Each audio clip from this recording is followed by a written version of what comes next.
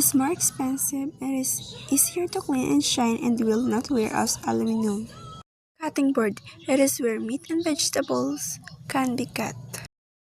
Funnels are used to fill jars. Colanders to drain liquid from foods. Kitchen shears are used to cut or open food packages. Spatula are used to mixing, spreading, flipping ingredients or food. Tongs are used to transfer larger food items to a serving platter. Butcher knife is used to cut big bone meat. Server is used to transfer a little or a lot of pasta.